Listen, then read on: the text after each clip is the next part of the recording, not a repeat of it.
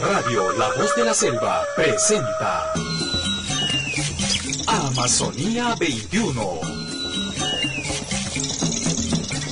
Doctor, ¿cómo está? Muy buenas tardes.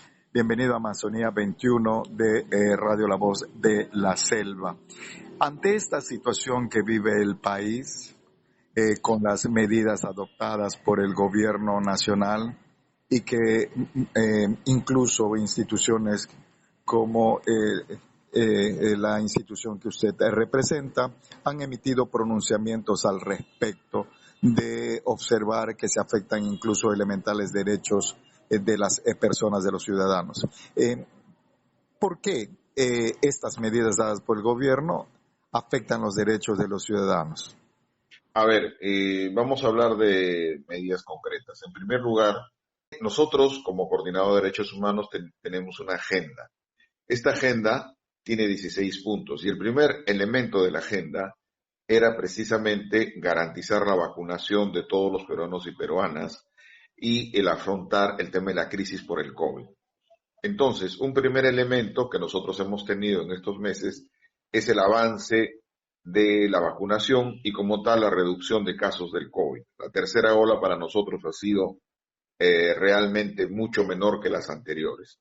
Sin embargo, esta situación que ha sido un paso adelante, inconsultamente, absurdamente, se cambia al ministro de Salud y se pone a una persona que en realidad no tiene las capacidades, que más bien dice la salud no solo es COVID, y comienza a desarrollar un conjunto de situaciones que desaceleran la vacunación y nos ponen en riesgo. Entonces, el primer tema es el riesgo, el tema para el tema de salud. En segundo lugar, también se planteó el tema de la atención que se debía dar a la reactivación económica post-COVID. Obviamente, hay un conjunto de situaciones externas, como es la guerra de Ucrania y Rusia, el tema de los precios del petróleo, etcétera, pero sin embargo el gobierno no hace absolutamente nada para prevenir la alza de los precios, etcétera, etcétera, y más bien lo que se compromete es con acciones autoritarias, por ejemplo, de decirle a los manifestantes que son comprados, Sí. en fin, toda esa historia que ya conocemos, ¿no? En tercer lugar, respecto al respeto a la institucionalidad democrática y los derechos, nos vemos frente a un gobierno que de la noche a la mañana obliga a los ciudadanos y ciudadanas de Lima a quedarse en sus casas por un supuesto crisis de seguridad, sin explicar cómo ni por qué, y de un día para otro,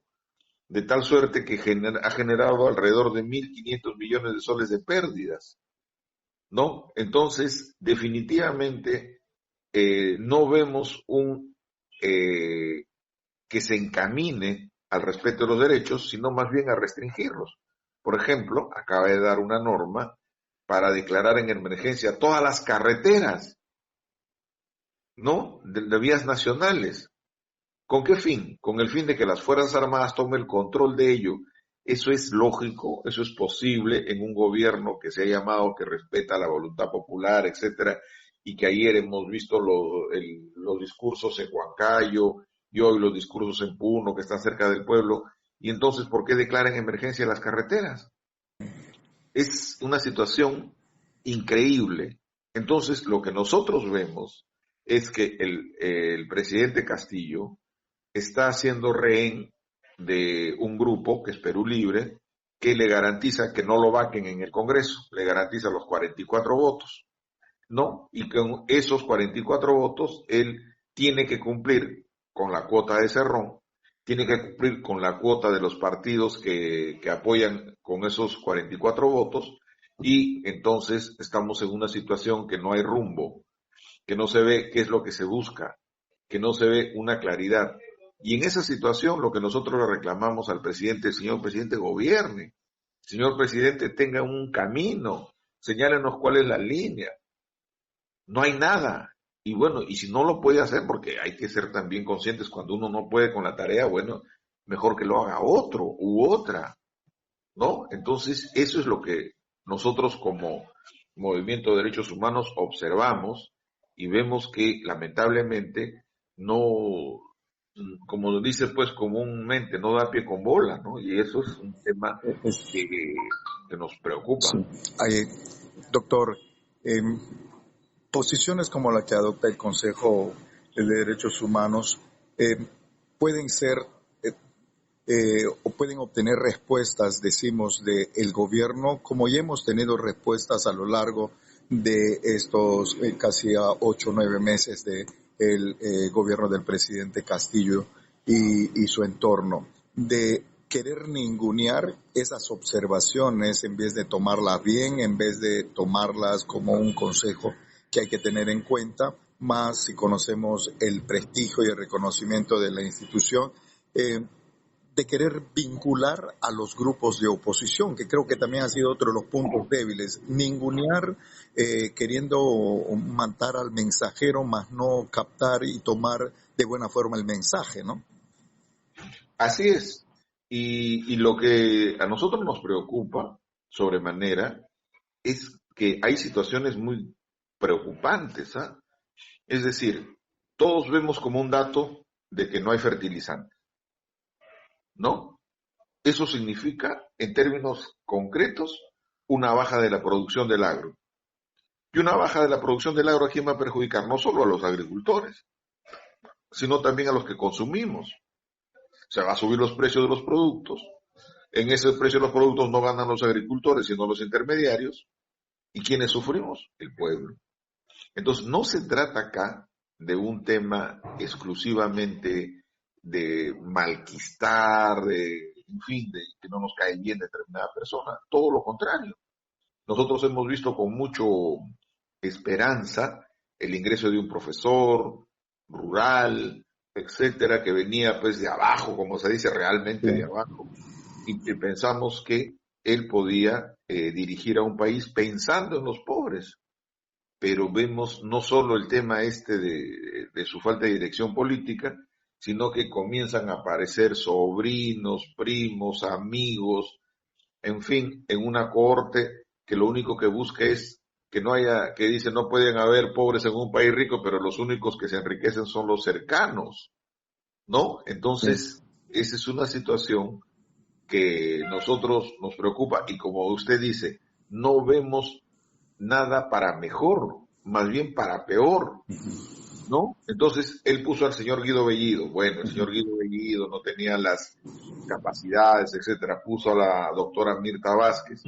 Mirta Vázquez quiso enmendar el gobierno. Puso al doctor Abelino Guillén, personas que tienen pues capacidad y tienen No lo sacaron. claridad de cosas para hacer, pero no, los sacó y los cambió Sí. por personas que no responden y que más bien hablan de Hitler, otros que se molestan porque dicen que la policía reprime, en fin, es decir, estamos en vez de avanzar, estamos retrocediendo y no solo eso, nuestros derechos están viendo afectados.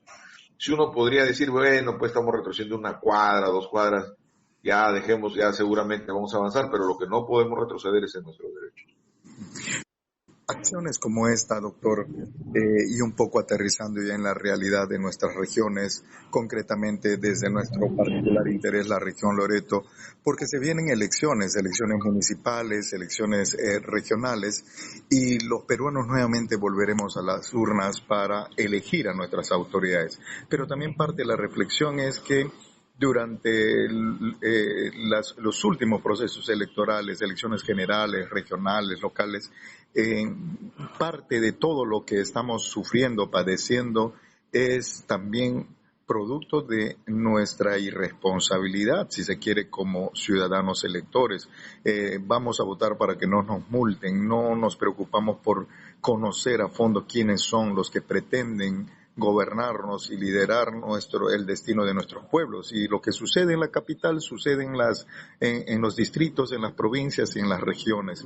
Ahora que estamos a puertas, digo, de nuevas elecciones para elegir a nuestras autoridades locales y regionales, vale la reflexión para mirarnos en este espejo de lo que últimamente estamos viviendo en el país, que cada vez elegimos peor. Bueno, en primer término yo creo que corresponde de parte de los medios de comunicación, hacer una, ¿cómo puedo decir?